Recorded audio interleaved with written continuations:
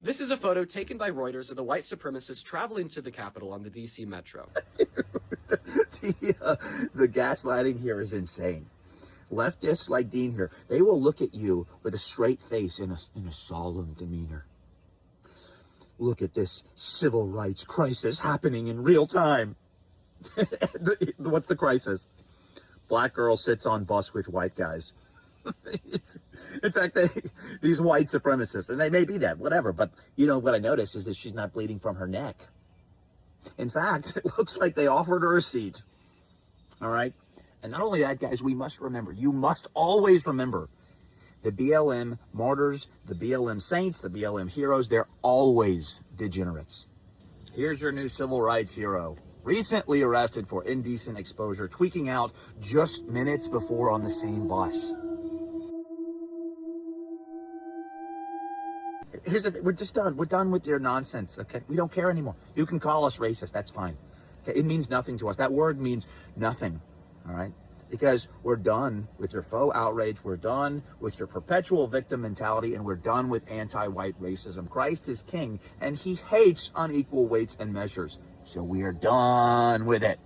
I am so happy to see this. As a black man, I am so happy to see this. Because they don't listen to me, but they listen to you. See, this right here, I don't really have a problem with it. In fact, I want to see more of it. I've got the video frame here for YouTube purposes, but she literally just got done showing her ass while on her knees and is standing up, pulling her pants up, and getting ready to show her ass again. That's when no white folks out there willing to, you know, stand up and be men were around. I mean, maybe it was like a couple of white people on the train, but none of them gonna confront her. Well, look at how quick she behaves herself when basically it doesn't even have to be these white people. Just any group of men that are done putting up with bullshit and antics within any society, of which the black community is disproportionately responsible for. Just the general disorderly or criminal conduct. And frankly, if she thinks that if she decides to act anything other than completely passive and copacetic on the train in order to avoid getting lynched, if that's what's going on in her head, then that is perfectly fine by me if that's what it takes for her to behave. Because it's all in her head anyway. None of these white folks have any intention of harming her. So if she thinks that the Klan just rolled up and she needs to shut the fuck up in order to survive getting off that train, then I'm perfectly okay with that. Eventually, I don't know, it might take 10 years, but eventually she'll learn that, just behave yourself and, you won't have to be so scared on the train. People have just simply had enough. Behave yourself. Be civil. Don't be a fucking cunt. I want to give this brave black man a shout out because he's right. Let's talk about this picture Democrats are losing their minds over. There's a photo going around of this black woman who's riding the DC Metro along with members of Patriot Front. Now, what is Patriot Front? Well, if your brain's completely smooth, then you would know that the SPLC, the Democrat group that was caught funding the KKK recently, yeah. So they call the Patriot Front some far-right fascist white supremacist group, right? So they were in DC, but this picture shows a black woman who is sitting there on this bus with them that is standing room only. And yet, she is not being assaulted. She's just sitting there. She even has the entire row of seats to herself. So, people who are sitting there saying, oh my gosh, this is going to show us how crazy of a time this was in Trump's America. This picture is actually proving the opposite of what you think it is. See, you would have people believe that, oh, if you're around a white supremacist person, then your life is in danger, right? When statistically speaking, your chances of being assaulted by a minority are much higher than by a white person, but I digress. But this picture here is just showing her, okay, so this Patriot Front group, if you believe that's what they really are, many people actually are smart enough to realize they are not. They are probably some sort of agents involved in some degree of subterfuge, but I digress. So they think that these people, are this terrible, hateful, hurtful people who, if you look at them the wrong way, they'll go crazy and lose their minds on you. And yet, this picture shows exactly the opposite. I'm tired of having to sit here and tell people in 2026 that white supremacy is not the biggest threat to their lives. And honestly, this picture goes a long way towards proving that it is not the existential threat that many leftists think it is, and they still cannot even figure that out themselves. Let's get that out of the way right now. Agree with his thoughts 100% completely. And he makes a good point. A lot of these folks probably are law enforcement. And that's a very good thing because that means that even within the ranks of the federal government and within the arm of the federal government that has to do with enforcing the law has recognized that neither party is acceptable. Representatives from both parties are corrupt, essentially all of them. And in the long run, I would say that does bode well for the United States remaining the United States. But seeing footage like this really does comfort me and gives me some amount of hope for the future of this country. You need leaders who care about good governance and not simply having representatives or voters that are only concerned about what benefits they can get in the form of a check or, a free service at the expense of taxpayer money all the time with nothing expected in return. Like obviously programs like that should exist, and they do, but they're intended for the edge case and the temporary crisis case. It's not meant just as a dole for everybody in, basically being paid not to work. It's not right.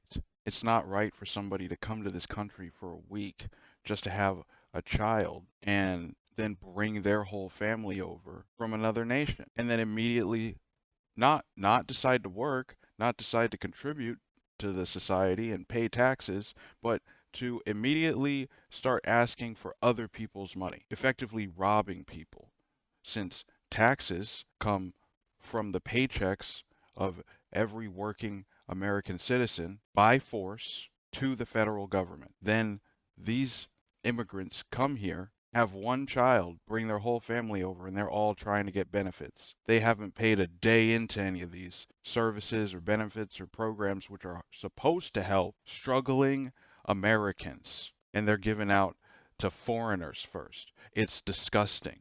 And you need people like this who are willing to march about it and who are willing to do a lot more than that if necessary. And you got black people and Hispanics and a lot of non-whites jumping on the bandwagon of being worried about these folks, the folks who are trying to make sure that the country stays the United States in 30 years' time. Sit your ass down, bitch. If you think that these folks here and white supremacy is the biggest threat to the United States or even dangerous at all, how about the 47 shot and 6 dead during Juneteenth in Chicago this year, 2026, or the massive stream of foreigners in this country, some amount of them, significant percentage of them, being criminals that are more violent than the blacks we already have in the hood. This here looks like a political party to me, and I certainly hope that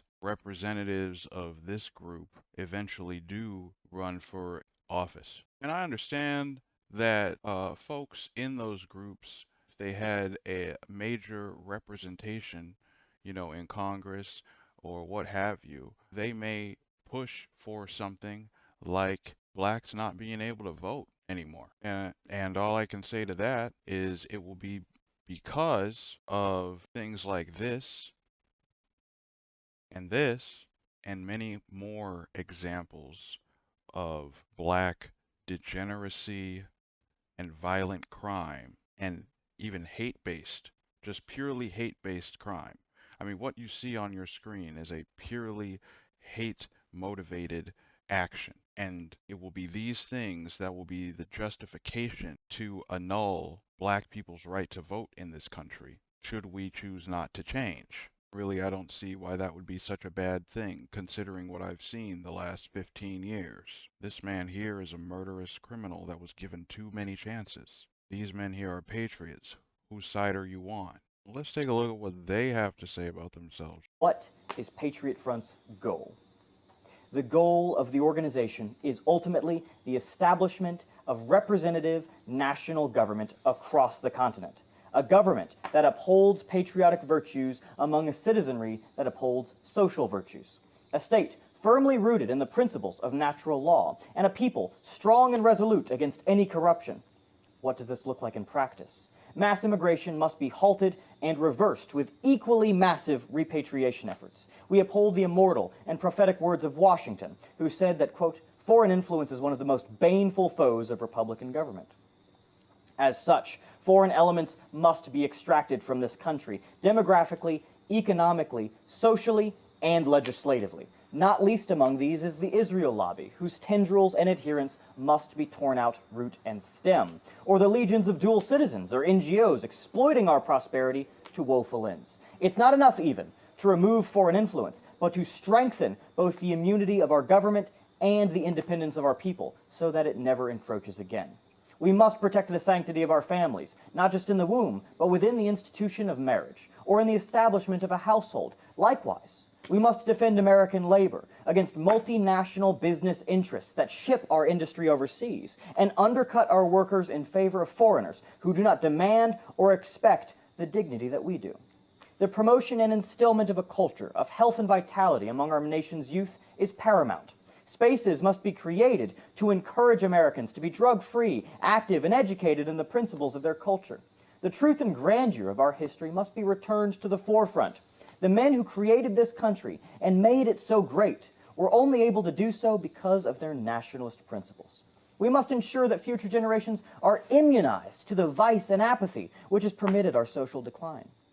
The natural truth of race must once again be recognized in our legislatures, as it was by our founders and by numerous generations of famous American statesmen who followed them. A government which refuses to acknowledge the systemic, biological, and sociological impacts of this key human characteristic will be helplessly dysfunctional. The title of American, which belongs to us, is not granted by the stroke of a pen, but by the natural affiliation with the people of our nation. America was built by the diaspora of the European race, and its culture and forms of government were created with that in mind. Other nations have their states. We aim to have ours. We seek to change the lives, minds, and bodies of our countrymen, and through that, we will create an organized and educated collective of men across the country, whose positive effects will radiate out through their families, communities, and ultimately their constituencies. If the government refuses to acknowledge the interests of the true American people, we will simply build one in the vision of our gallant forefathers that will. We must not forget Jefferson's words that, quote, whenever any form of government becomes destructive to these ends, it is the right of the people to alter or abolish it. So that's what we seek to do. None of this is theory, mind you. We are not merely making promises for later fulfillment. We are actively engaged towards all of these goals today, through positive, peaceful, and productive organizing taking place across the country. All I can say is I'd rather have the government he's talking about than having a government that allows a Somali senator to defraud the taxpayer of $250 million or something like that and pass a bunch of laws to specifically to benefit her Somali people emigrating to the United States and then turning a blind eye when they use those benefits that she at the very least advocated for to defraud the United States of billions of dollars that could have gone to actually doing charitable things for American citizens, actually feeding some hungry kids, or providing shelter, or care to the elderly, or what have you. But instead, a lot of that money was simply defrauded and went to car payments and Western Union wire transfers to go overseas to other people and other nations. So I would rather have this guy's government than have Ilhan's government, or at least the government that allowed something like an Ilhan Omar to exist in the first place. Be extracted from this country, demographically, economically, socially, and legislatively. Not least among these is the Israel lobby, whose tendrils and adherents must be torn out root and stem, or the legions of dual citizens or NGOs exploiting our prosperity to woeful ends. It's not enough even to remove foreign influence, but to strengthen both the immunity of our government and the independence of our people so that it never encroaches again. Nothing wrong with that statement. Nothing wrong with that statement. I agree. I want NGOs to stop, raiding the U.S. Treasury as well. I want dual citizens and just foreigners who don't even have citizenship. Really, I don't want them here at all. I want them to go. I'm tired of American labor being exported overseas and leaving, everybody here struggling just to obtain some of the few jobs available. They've got all this money, the US government, and ability to obtain, credit and building these massive data centers, but can't spend a few $1 billion to, partially subsidize small scale, manufacturing or something like that to get people employed, to have the United States producing things again, foreign influence, the surveillance state, the influence of the technocrats, the complete commodification of our lives, and the parallel economy that exists only for the rich in the form of the buying and selling of data, the brokerage firms, and financial institutions based or reliant on that industry to essentially print money out of thin air, and also doesn't require any labor to maintain, only requires that the American citizen, they make money even if an American citizen doesn't have a job, so long as they spend, because they track everything that you do, and then they sell that telemetry to other companies that want it. So no data to them is worthless, essentially. All data to them can be sold, and it is. And, there's no index fund that I can invest in for that.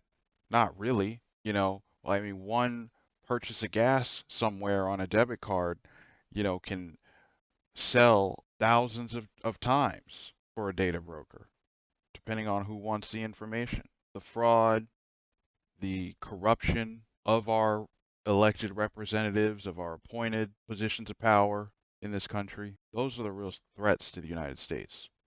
Not Patriot Front. When it's all said and done, the United States should be back to at least 1980s or 1990s demographics. And what he's saying about Europe is historically correct. The United States is a country that was founded by white people and essentially for Europeans. And it was essentially out of kindness that they granted African American citizenship. And I, for one, am very thankful for that. I'm glad to see more whites all over the West not taking any more shit, even if it's only in smaller numbers at this point. I think it will only get larger. But I'm glad to see what I see now. And I'd like to see more of it. And I'd also like to see more folks like this man right here speaking some real sense. I mean, the faster black people either drop the race card, and by drop it I mean stop using it, or the faster white folks basically just stop giving that argument any legitimacy, the faster we can, as American citizens, address the real issues that are causing the country to collapse, right? And address this new economy that they're trying to build that does not really have the American worker in mind, addressing the interest and loan and debt-based financial system that we have that obviously needs to be changed, not reformed. It needs to be changed to something else because the US dollar is essentially backed by debt and interest, not by labor. Income tax should be abolished. Social Security should be abolished. Those systems are just too broken to be fixed. And income tax, especially with the way that our representatives have misused the taxpayers, money. They have basically shown by their actions that income tax does not, they have reneged on their promise of income tax doing anything or cycling back to the American in the form of services and benefits. None of that has gone to us at all. The roads aren't any better, the infrastructure is breaking apart. My income tax, my neighbor's income tax isn't spent on improving the interior of the country. It's spent on things exterior to the country. So it is no longer legitimate. Social Security is being given to foreigners. It is no longer legitimate. That's it for today. Shout out to the Patriots.